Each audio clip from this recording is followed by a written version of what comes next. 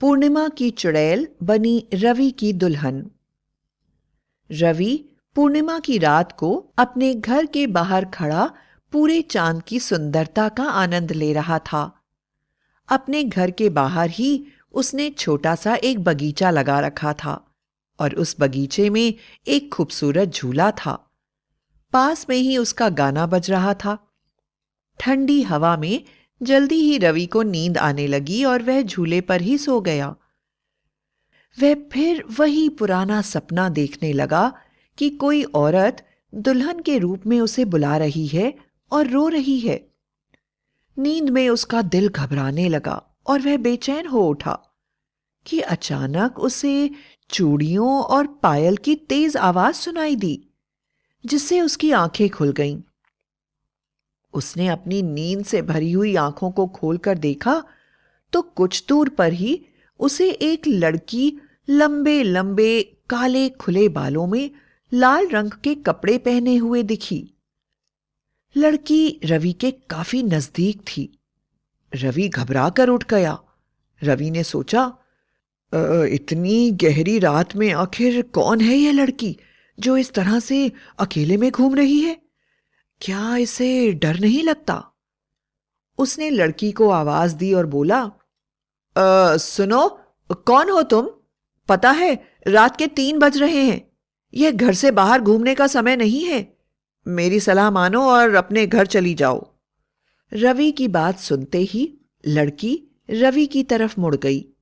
रवि उसकी सुंदरता देखकर मंत्रमुग्ध हो गया।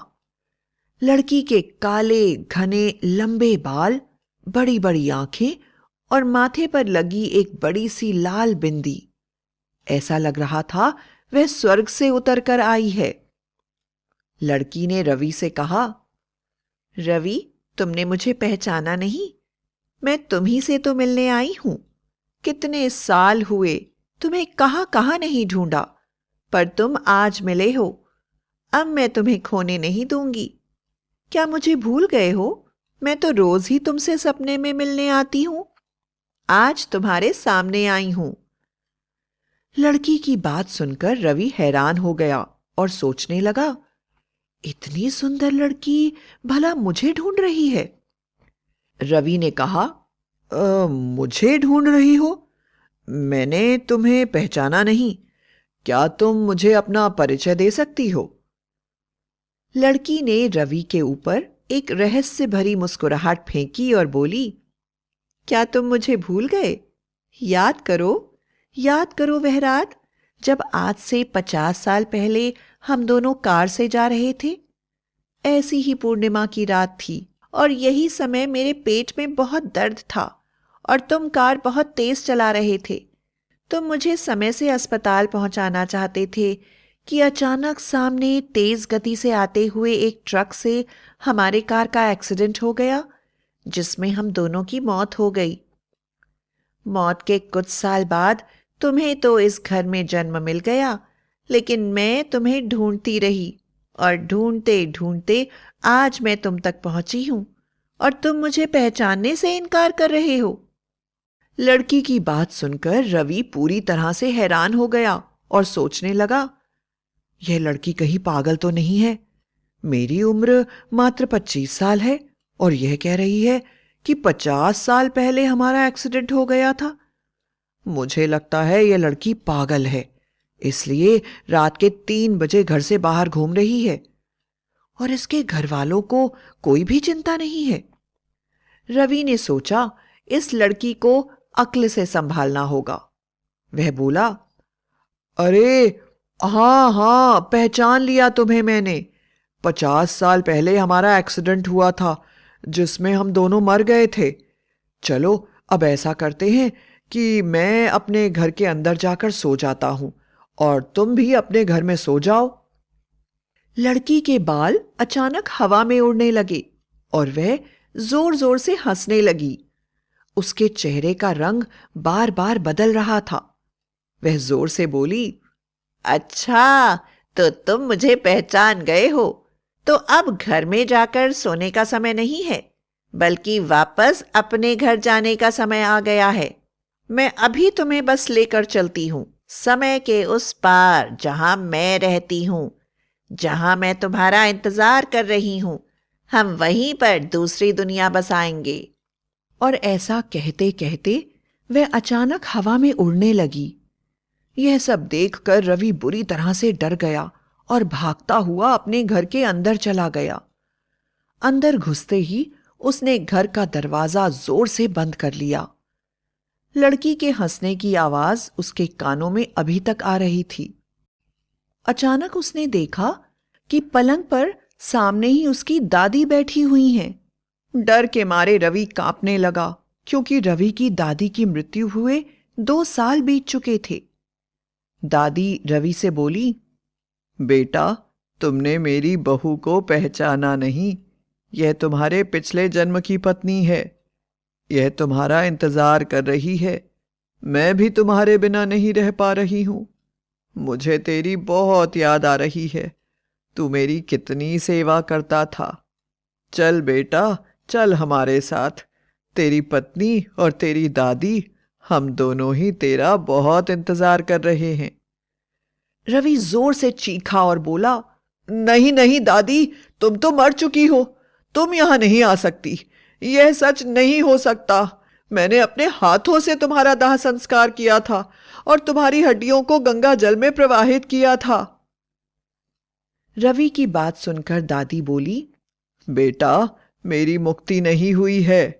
तुमने मेरी अस्थियों का लोटा गंगा में प्रवाहित जरूर किया था, लेकिन गंगा की गंदगी के कारण वह लोटा कीचड़ में फंस गया और गंगा के पवित्र जल तक पहुंच ही नहीं पाया, जिसके कारण मैं भी मुक्त नहीं हो पाई और प्रेत योनि में चली गई।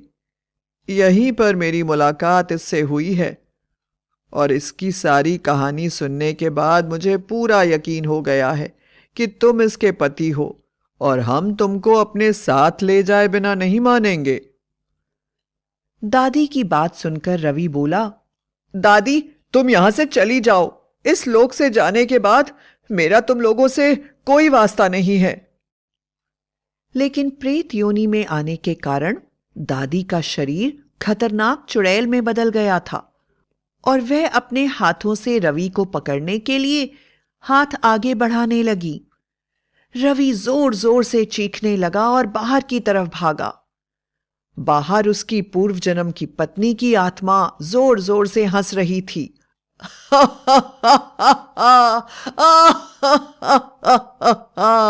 रवि, मैं और इंतजार नहीं कर सकती। अब तुमको मेरे साथ चलना ही होगा। देखो ना, दादी भी हमारे साथ हैं। अचानक चुड़ैल का शरीर हवा में घुलने लगा और दादी भी अदृश्य हो गईं। पूर्व दिशा से सूरज निकलने लगा था और धीरे धीरे चारों तरफ से रोशनी हो रही थी। रवि समझ गया कि सूरज की रोशनी से घबराकर यह लोग गायब हो गई हैं। वह तुरंत तांत्रिक रामानंद के पास गया और रात की घटी सारी घटना तांत्रिक को बता दी। तांत्रिक बोला, बेटा रवि, अगर वह चुड़ैल सचमुच तुम्हारी पूर्व जन्म की पत्नी है तो यह बहुत ही खतरनाक बात है, क्योंकि तब यह तुम्हारा पीछा आसानी से नहीं छोड़ेगी। और जहां तक बात तुम्हारी दादी की है, तो मैं तुम्हें बता दूं कि यह सब चुड़ैल का ही चलाया हुआ जादू है और तुम्हारी दादी की आत्मा कभी भी तुम्हें सता नहीं सकती। चुड़ैल ही तुम्हें पाने के लिए तरह तरह की चालें चल रही है। रवि ने तांत्रिक से हाथ जोड़कर अपने बचाव के लिए उपाय पूछा।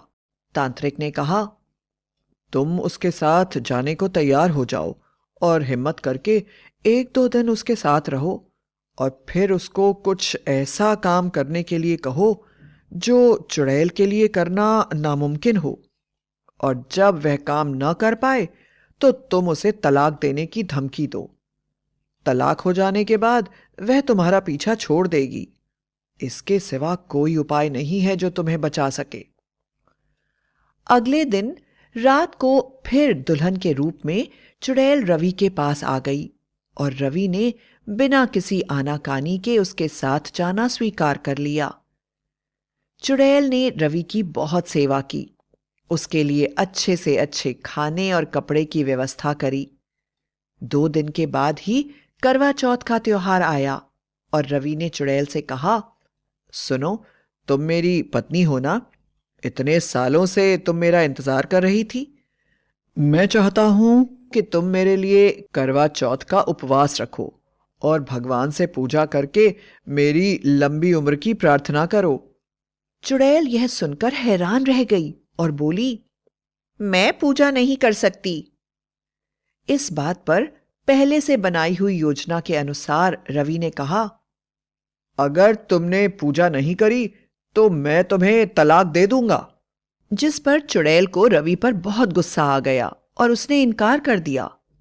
रवि ने उससे कहा, मैं तुम्हें तलाक देता हूं, हम दोनों के बीच अब कोई संबंध नहीं है। और चुड़ैल को छोड़कर वह वापस आ गया। लेकिन करवा चौथ के दिन रवि हैरान रह गया, क्योंकि उसने देखा कि चुड़ैल ने उसके लिए उपवास रखा था और भगवान की पूजा भी की थी।